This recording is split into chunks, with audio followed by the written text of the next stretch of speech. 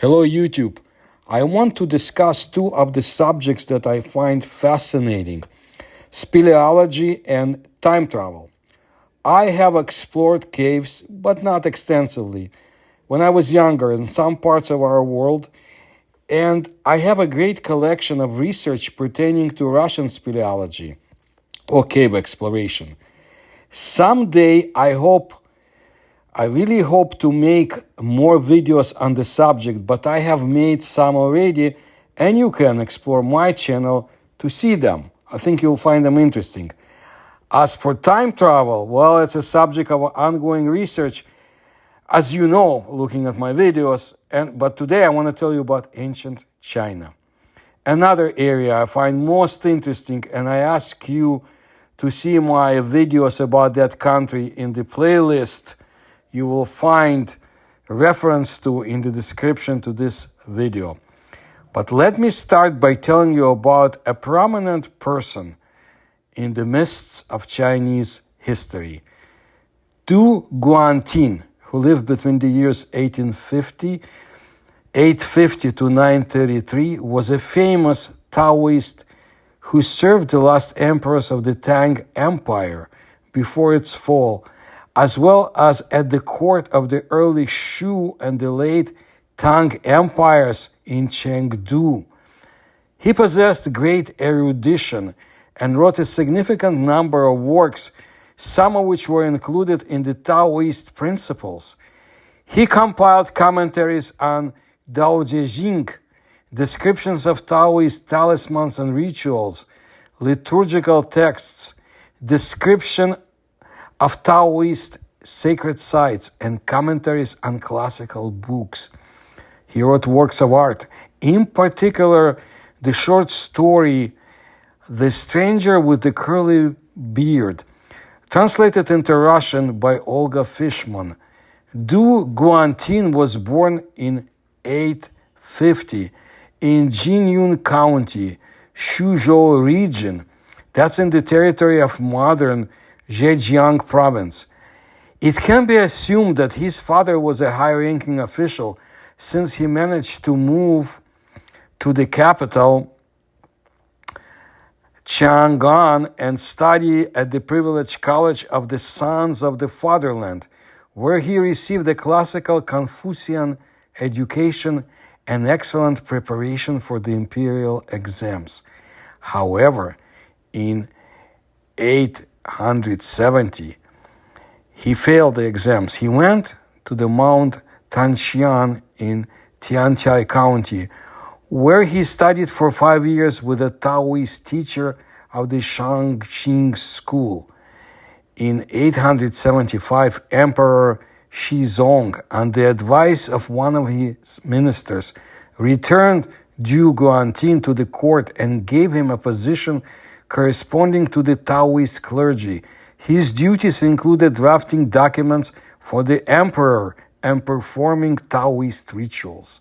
He had wide access, that's important, to the manuscripts on which he compiled and commented for Taoist writings. In 881, Huang Chao's rebels began to threaten the capital, and the imperial court evacuated to Chengdu. It was only in 885 that they managed to return to the plundered Chang'an, in which libraries with the most valuable works were destroyed. This is a tragedy. Just like in ancient Alexandria, when books get destroyed and burned. Du Guantin stayed in the capital for 2 more years, but due to the general instability of the situation in 887, he fled to Chengdu, where he remained for the rest of his life. For many years, he devoted himself to traveling to the mountains of Sichuan province, searching for manuscripts in Taoist temples, putting them in order and commenting on.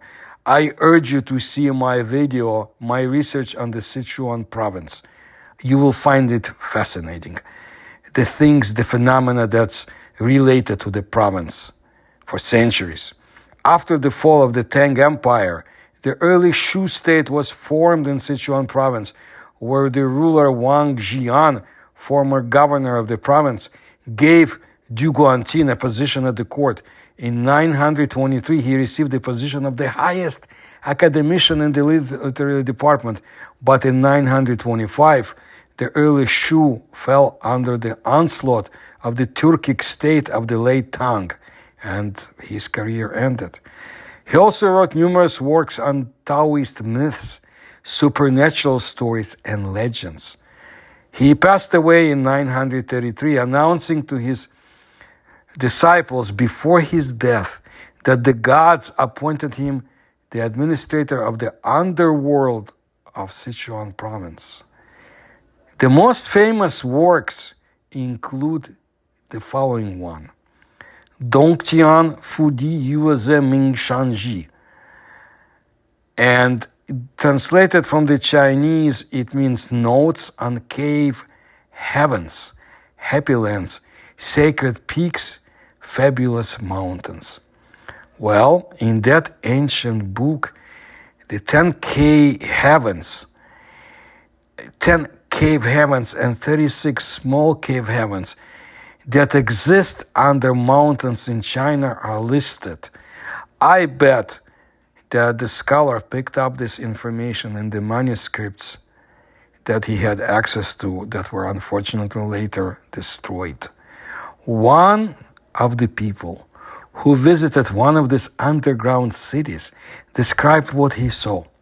He walked through the mountains, saw beautiful light coming from a rock, entered it, and found himself in a beautiful country with a clear blue sky, shining pinkish clouds, fragrant flowers, thickly growing willows, cinnabar-colored columns, red jade towers, and many palaces. He was greeted by a group of beautiful, seductive women who brought him to a jade house and played him beautiful music while he drank a ruby red drink and jade-colored juice. At the very moment when he felt the urge to let himself be seduced, he remembered his family and returned to the passageway. Guided by a strange light dancing in front of him, he passed through the cave back to the outside world. But when he reached his native village, he did not recognize any of those that he saw. And when he came to his house, he met his descendants. They told him that one of their ancestors disappeared into a cave 300 years ago and was never seen again. Judging by the fact that according to his feelings, he stayed there for a very short time, and when he returned, he found out that 300 years had passed. It turns out that this is not just an underground or subterranean world, although it can be assumed that time flows differently there, but another dimension or a parallel world. And I've mentioned similar incidents in my other videos, but in other parts of Eurasia. It turns out that in ancient times, portals to these worlds were opened quite often, judging by the fact that people got there, returned, and stories about these journeys entered the historical records. But I wouldn't limit it just to the ancient times. Like I said, see my other videos about similar cases in Eurasia. But let me also remind you this. The Longyue Caves are located in the same Zhejiang province of China, nestled within the lush landscapes and surrounded by the tranquility of the region. Yet beneath this serene exterior lies a labyrinth marvel that defies conventional understanding. In 1992, tremendous, grandiose caves flooded with water were discovered in China. Some of them are still flooded. Water has been pumped out of only a few, which is important to remember. Today, 24 caves have been found, but in fact, there are many more. The caves contain traces of processing and are amazing. They seem to have been carved with a giant milling cutter. Mysterious caves of Longyue in China contain mysteries we do not as yet comprehend. Maybe they contained those portals I mentioned before. So this is what I wanted to let you know today, and I will bring you more interesting stories about mysterious paranormal phenomena in China, ancient and modern. And if you like my research and can support me, please do so through the links you will find in description to this video. Please tell others about my channel. Please like my videos, and thank you for your attention to my work.